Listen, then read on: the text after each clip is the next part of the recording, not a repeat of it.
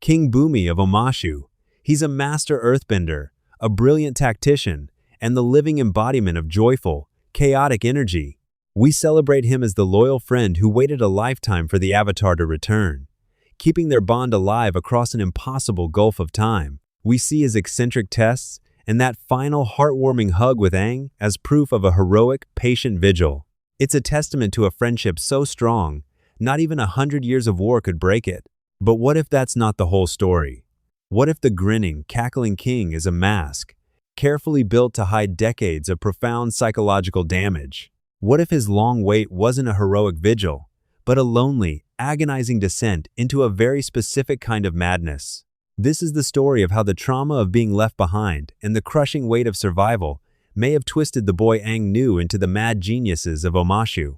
It's the story of a friendship that survived, but not without leaving deep, invisible scars on the one who waited. To really get what was lost, we have to remember what was. Before the war, before the iceberg, there was just a friendship forged in pure, unfiltered joy.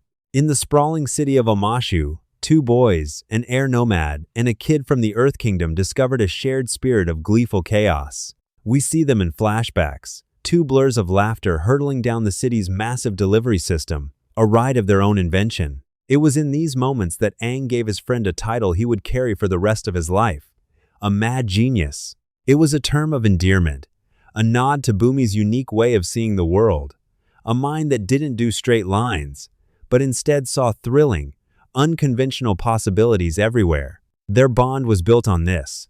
Aang, the fun-loving avatar in training, had found a kindred spirit in Bumi, someone who got that rules were just suggestions and that the world was a playground. Their friendship was more than just fun and games. It was a sanctuary. For Aang, who was just starting to feel the immense pressure of his destiny, Bumi was an escape, a reminder of the simple joy of being a kid. For Bumi, Aang was a connection to a world of wonder, a friend who could literally walk on air. They were two sides of the same coin, one bending the air, the other the earth, but both bending the rules with equal passion. This was their world, bright, full of laughter, and seemingly endless. This bond is our baseline, the before picture that makes the after so devastating. It's the memory of this pure connection that would become both a beacon of hope and a source of incredible pain for the boy who was left behind. Then, one day, Aang was gone. For the world, the Avatar's disappearance was a cataclysm, the start of a dark century of war and oppression. But for Bumi, it was so much more personal. His best friend had just vanished. No note, no explanation, just a sudden, deafening silence where laughter used to be. In the days and weeks that followed, a young Bumi had to face a new reality. He didn't know if Aang was alive or dead. He must have grieved, likely believing his friend was lost forever, a casualty of the Fire Nation's brutal assault on the air nomads. This is the first layer of his trauma, the raw, unprocessed grief for a friend who disappeared from his life without a trace. But as years turned into decades, that grief would have had to curdle into something more complex. This is where the trauma of abandonment can take root. It's not just about missing someone, it's a deep wound that can change how a person sees safety, trust, and relationships. It's the feeling of being left, unprotected and alone, by someone you depended on. For a child, a best friend's disappearance is world-shattering. And when that friend is also the Avatar, the one person meant to protect the world, that personal betrayal gets tangled up with a global catastrophe. The Netflix live-action adaptation makes this subtext the main text. While the original animated series wraps Bumi's pain in layers of eccentricity, the new series lays his wound bare. The creators made this change deliberately to show that Bumi felt genuinely abandoned by the Avatar. He wasn't just a patient friend. He was a bitter, resentful king forced to hold the line alone. His confrontation with Aang is chillingly direct. "You left us." That one line is the explosion of a century of buried anger. It's the voice of the boy who waited, who fought, who ruled, and who watched his world burn, while his most powerful friend was nowhere to be found. Whether you prefer the subtle tragedy of the original or the raw anger of the adaptation, the core truth remains. Bumi's wait began with a profound trauma. He was a child left to navigate a world at war, haunted by the ghost of a friendship and the crushing weight of a promise that felt broken. This wasn't the start of a heroic vigil. It was the start of a life sentence in a prison of loneliness and perceived betrayal. The 100 years Aang was in the iceberg was a full lifetime for Bumi. From boyhood to an old man of 112, his life wasn't a passive wait. It was an active, brutal, and lonely struggle for his city and for his own sanity. This period can be understood by looking at three huge burdens he likely carried: the guilt of survival, the madness of hope, and the crushing weight of leadership. First, there's the weight of survival. As the war raged on and the Fire Nation wiped out the air nomads, Bumi became a painful anomaly. He was Aang's friend, a living link to a world before the genocide, and yet he lived while all of Aang's people perished. It's easy to imagine this creating a powerful sense of survivor's guilt. Year after year, hearing tales of the air nomad extinction, each story could have felt like a fresh stab of guilt.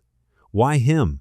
Why did he get to live and grow old, while Aang's culture was erased? While Aang had another childhood friend in the Fire Nation named Kuzan, his fate is unknown, leaving Bumi as the one friend from that era Aang is reunited with. This unique position, while perfect for their reunion, would have been a psychological torture chamber. Second, we have to look at the madness of his hope.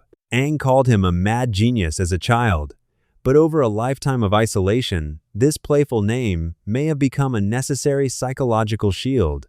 The personality we meet in The King of Omashu, the cackling, unpredictable monarch, is a brilliant coping mechanism. Eccentricity can be a defense against the pain of loneliness. By crafting a persona that's intentionally bizarre, you can control your social interactions and keep others at a distance, protecting a vulnerable core. Fans often interpret his personality through modern frameworks, seeing him as an ENTP debater who thrives on disruption, or an Enneagram 7W8 enthusiast, driven by a fear of being trapped in pain. This madness is also tied to his core philosophy, neutral Jing. Bumi explains this as the art of waiting and listening, of doing nothing until the perfect moment to strike. You could argue this isn't just a military strategy, it's a survival guide for his own mind. To hope for a friend's return for 100 years requires a level of patience that borders on insanity. To actively scan the horizon every day would be unbearable. But to adopt a philosophy of doing nothing to release the immediate need for a resolution and just wait is maybe the only way to endure the unendurable. He famously surrendered Omashu without a fight, a move based on this very principle. He waited for the opportune moment, which finally came on the day of Black Sun, when he single-handedly liberated his city. His madness was his method. Finally, there's the burden of being a king. The show doesn't specify when he took the throne, but for much of his life, he was the ruler of a great Earth Kingdom stronghold. He made strategic decisions and, according to expanded lore, his city became a center of resistance that supplied anti-Fire Nation groups. Every choice carried the weight of life and death. The Netflix series shows him as a cynical, hardened king, worn down by decades of impossible decisions. He tells Aang that war is about choosing who lives and who dies, a lesson he had to learn every day while Aang slept. The mad genius wasn't just a quirky personality, it was a necessary tool for a leader navigating an impossible, decades-long crisis. Together, these burdens paint a portrait of a man stretched to his absolute limit. His survival was a potential source of guilt, his hope, a form of strategic madness, and his leadership a cross to bear. The century Aang missed was not a peaceful sleep for Bumi. It was a grueling marathon of suffering that forged him into the complex, tragic, and powerful figure we meet in Omashu. The reunion. The scene in The King of Omashu is often remembered as a joyful, if bizarre, homecoming. But if you look at it through the lens of Bumi's lifelong trauma, it becomes something far more complex and heartbreaking. This isn't just a happy reunion. It's the volatile climax of a 100-year ordeal, where a deeply wounded man finally confronts the source of his pain. Think about the trials. In the original series, Bumi puts Aang through 3 dangerous challenges. On the surface, they seem like the random games of an eccentric old man, but maybe they're not random at all. They could be a desperate, distorted attempt to answer a century-old question. Are you still times you? Bumi isn't just testing Aang's skills as the Avatar. He's testing his spirit. He wants to know if the boy he remembers, the creative, free-thinking kid who would ride mail chutes with him, is still in there. His final challenge to Aang is to guess his name, with the clue, "I'm a mad genius." He's practically begging Aang to remember times him, the boy, not just the king. When Aang finally figures it out, the hug they share is heavy with the weight of 100 years. It's a moment of relief, sure, but it's also the first time in a century that Bumi can let his guard down. The Mad King mask dissolves, just for a moment, to reveal the lonely friend underneath. The lessons he gives Aang to think outside the box and use neutral Jing aren't just philosophy. They are the hard-won survival strategies of his own tortured existence. The only gift he can give the friend who left him to learn them the hard way. The Netflix adaptation strips away the whimsy and goes right for the raw nerve. Here, Aang recognizes Bumi almost immediately, and the question isn't, "Who are you?" but "Why are you doing this to me?" Bumi's bitterness is stinging. He sees Aang not as a long-lost friend, but as the absentee savior who slept while the world burned.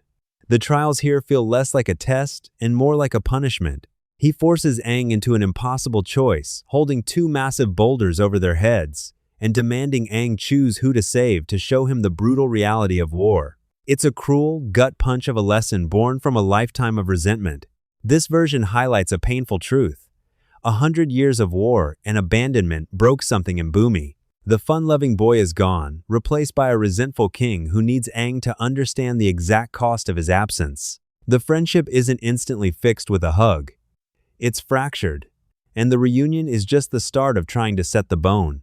Whether you see the reunion as a puzzle to be solved or a punishment to be endured, the outcome is the same. It is profoundly bittersweet. It's the joy of finding a lost friend, mixed with the tragic realization of how much that friend has suffered in your absence. Aang gets his friend back, but he can never truly grasp the century of darkness Bumi had to navigate alone. And Bumi, while overjoyed to see Aang, is forever changed by the weight. King Bumi is, without a doubt, a hero. He's a ridiculously powerful earthbender, a brilliant leader, and a high-ranking member of the Order of the White Lotus, who helped liberate Ba Sing Se. But his story isn't one of simple heroism. It's also a profound tragedy. The sad truth of Bumi's weight is that while the world waited for a savior, Bumi just waited for his best friend. His story is a testament to the quiet, unseen casualties of war, the psychological wounds that fester long after the fighting stops. The mad geniuses we love is a character arguably forged in the crucible of abandonment, survivor's guilt, and the crushing loneliness of leadership.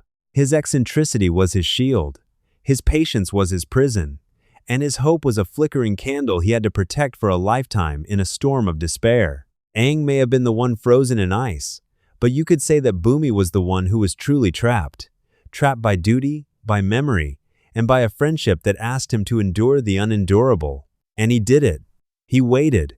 In doing so, he became one of the most complex and tragic figures in the entire Avatar universe. The boy Aang left behind was gone forever, and in his place stood a king who was a little bit mad, a whole lot of genius, and for 100 years, completely, utterly alone. If you enjoy looking at the hidden psychology of your favorite characters, think about subscribing. What other characters' secret struggles do you think deserve a closer look? Let me know in the comments.